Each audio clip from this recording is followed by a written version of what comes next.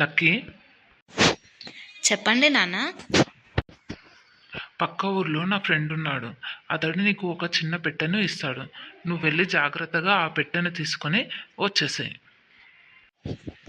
అలాగే నాన్న, వెళ్తాను. నువ్వు చెప్పిన ఆధారాలను బట్టి మీ స్నేహితుడి దగ్గర ఆ పెట్టెను తీసుకుని వస్తాను.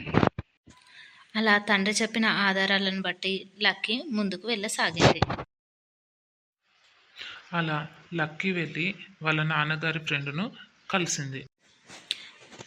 అంకుల్, నాన్నగారు మీ దగ్గర పెట్టెను తీసుకురమ్మని పంపించారు.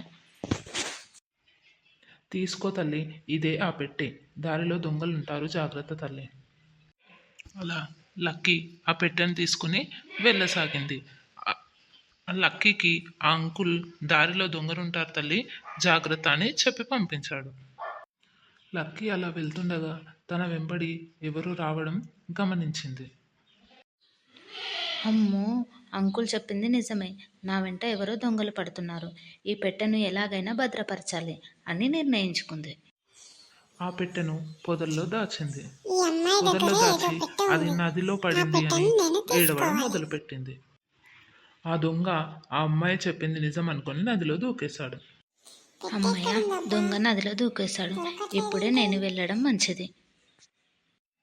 అలా అని ఆ పెట్టెని తీసుకుని ముందుకు వెళ్ళిపోయింది. ఇదిగోండి నాన్న, మీరు చెప్పిన పెట్టెను తీసుకొచ్చాను. మంచిదమ్మా, మంచి పని చేసావు.